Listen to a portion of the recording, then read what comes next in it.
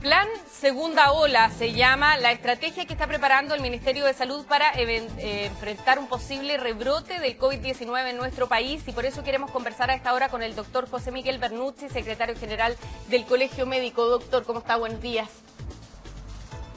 Muy buenos días, Karina. Lo primero, saber qué les parece a ustedes este plan que ha presentado el gobierno con tres escenarios, ¿no es cierto? El más pesimista, que habla de que se puedan producir incluso cerca de 9.000 contagios diarios, y el otro con 3.000 contagios diarios. Y saber también si ustedes creen que esta segunda ola se podría producir en enero. Mira, la verdad es que, para serte sincero, nosotros no conocemos el plan en detalle, más allá de lo que se ha anunciado por la prensa. De hecho, nuestra presidenta, la doctora Siche, esperaba que hoy día se pudiera dar a conocer los detalles del plan en la mesa social. Así que la verdad es que, más allá de los anuncios que conoce usted, que conozco yo y que conocemos todos a través de la prensa, la verdad no tenemos más detalles. Lo segundo es que la verdad es que es sumamente difícil poder dar, especificar cuándo se va a producir esta segunda ola, principalmente porque a lo menos lo que sabemos es que cuando se habla de 3.000, 4.000, 6.000 o 9.000 casos, la verdad es que lo que entendemos y lo que hay que entender es que esa realidad nacional se encadena a la realidad de Santiago. El plan segunda a las comunas, por ejemplo, de Magallanes, de Los Ríos, incluso lo que está aconteciendo en Ñuble, que está a puertas de una tercera cuarentena. La verdad que le hubiera encantado conocer este plan antes, principalmente porque en esas zonas ya se está produciendo una segunda ola hace muchísimo rato. Por lo tanto, lo que entendemos es que este plan, entre comillas, segunda ola, se produce para lo que va a acontecer en Santiago, donde por porcentaje de población se encadena mucho la realidad de lo que pasa en Santiago a lo que pasa a nivel nacional. En ese sentido, la verdad es que lo que hemos conocido es que efectivamente este plan nuevamente se enfoca en el tema hospitalario. Nos hubiera encantado, o ojalá pudiera ser, si es que nos dan a conocer los detalles del plan, esto pudiera enfocarse principalmente en la prevención. Tenemos que cortar la cadena de transmisión, tenemos que evitar que la gente se contagie, porque es la única forma que podemos salvar vidas. Doctor, ¿usted cree que estaríamos en un escenario distinto si es que aquí se hubiera reforzado la trazabilidad desde un primer momento? O sea, la verdad es que nosotros hemos sido repetitivos y majaderos en decir que la única forma de evitar que la gente fallezca y se muera es evitar que se contagie, y la única forma de evitar que se contagie es cortando la cadena de transmisión. Y lo que hemos aprendido durante todos estos meses, a partir de los países que le ha ido bien, más o menos, y súper mal, es que no hay otra forma a través de la trazabilidad. La verdad es que si el gobierno está... La verdad es que no habíamos visto publicaciones previas que se esperaba la segunda ola para enero, así que también nos encantaría poder ver de dónde viene esa evidencia. Pero si es así, la verdad es que nos encantaría decir, bueno, si estamos para mitad de enero, para finales de enero, esperando esta segunda ola, ¿qué es lo que debemos hacer ahora? ¿Qué cosas, qué acciones vamos a tomar ahora para fortalecer nuestra trazabilidad y justamente no evitar ni 3.000, ni 6.000, ni 9.000 casos diarios? Ahora, ¿cómo se entiende que el Colegio Médico no sea parte del diseño de un plan precisamente para enfrentar una enfermedad tan grave como el COVID-19 en medio de una pandemia? Bueno, la verdad es que eso, en el manejo de la actual pandemia, eso no es ninguna sorpresa. La verdad que, más allá del Colegio Médico, que nos encantaría participar y poder aportar y ponernos al servicio de las autoridades para poder aportar, ¿no es cierto?, las soluciones, también es preocupante que ni la academia, ni el mundo científico, incluso muchas veces ni siquiera el Consejo Asesor del propio gobierno, como lo hemos visto en otras oportunidades, participa de estas decisiones. En ese sentido, nosotros estamos siempre disponibles, estamos siempre al servicio, pero obviamente para poder aportar nos tienen que llamar. Ahora, quiere decir que este podría ser un plan diseñado a puerta cerrada, ¿no? En base a lo que uno puede deducir de los anuncios que se han hecho, y sin mayores detalles tampoco, ¿no?, cuando se comunica.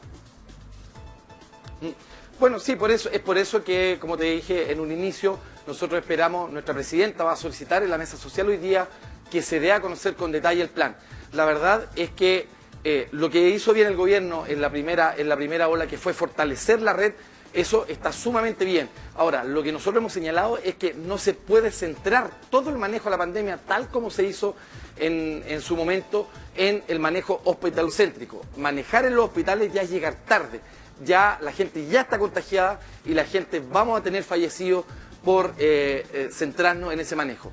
lo que nosotros esperamos que aparte, digamos, o que sacar el centro del hospital y llevarlo a la atención primaria, llevar a la trazabilidad, llevar a evitar los contagios. En ese sentido, nosotros esperamos poder aportar, en el fondo poder dar nuestra visión, pero obviamente que si los planes ya están cerrados es un poco difícil. Ahora, el ministro ha dicho, doctor, que el personal está cansado y que hay que reconocerlo. ¿Usted es partidario de que se pudieran sumar también estudiantes de medicina, estudiantes de doctorado, como ha ocurrido en otros países? A ver, eso ya ha acontecido en Chile, digamos. Hasta, de hecho, los últimos estudiantes que estaban trabajando hasta hace pocos meses fueron que terminaron, en el fondo, como esta contratación que hizo por emergencia al sector público y volvieron a sus lugares de estudio. Obviamente que si hay un rebrote, eso se va a tener que retomar. Eso no es ninguna novedad y eso ya se ha hecho, no solamente en esta pandemia, también se hizo para el H1N1 y en otras condiciones de emergencia que ha sufrido nuestro país. Ahora, en ese sentido, el personal de apoyo como estudiantes, como internos, como por ejemplo otros profesionales que no trabajan en la área más crítica de manejo del COVID, la verdad que son un tremendo apoyo, pero no reemplazan al personal que ya existe. O sea, la expertise de un intensivista, de un emergenciólogo, de un internista o de médicos que trabajan en esa área, la verdad es que se puede apoyar, pero no se puede reemplazar. En eso hay que ser sumamente claro.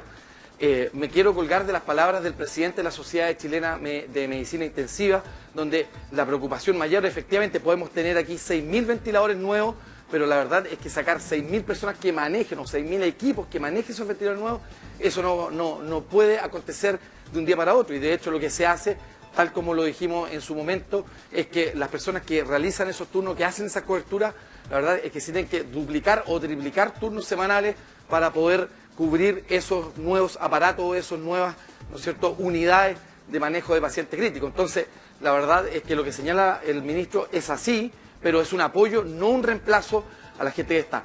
Y solamente quiero decir con algunos datos, la misma Sociedad Chilena de Medicina Intensiva nos decía que posterior a la primera ola había un 50% de despersonalización, o sea, en el fondo de desapego del personal hacia los pacientes, había más de un 30% de aumento en el burnout, ¿no es cierto?, o de este atosigamiento por el mismo trabajo que se realiza. Entonces, la verdad es que ese cansancio todavía no se repara. Todavía estamos viendo que personas que no han tomado sus feriados legales de este año recién lo están tomando o incluso algunos los dejaron para enero.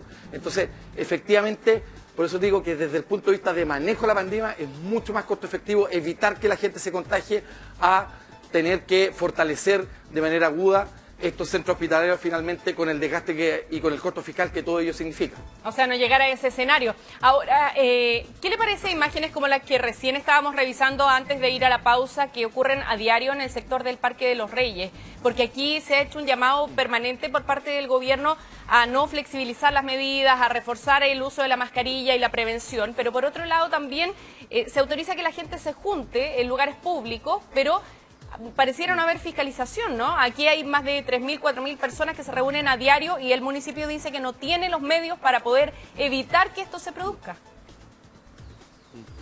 Mira, la verdad es que cuesta un poco poder comentar esto, principalmente porque nosotros siempre hemos señalado que efectivamente la trazabilidad es un tema que debemos fortalecer, que hoy día está muy débil, tenemos buena experiencia en el país, pero todavía está muy, muy débil.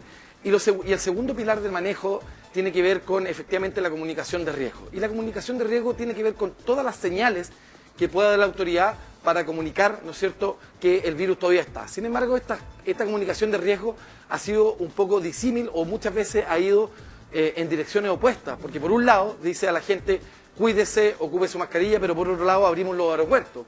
Por un lado, en el fondo, le decimos a la gente, mira, el virus todavía está presente, pero sin embargo, estamos abriendo pubs y eventualmente se van a abrir los cines y otras cosas. Entonces, la verdad es que lo que nosotros hemos señalado es que esta comunicación de riesgo, en vez de ir, ¿no es cierto?, muchas veces en vía contraria, debería ir siempre hacia el mismo lado.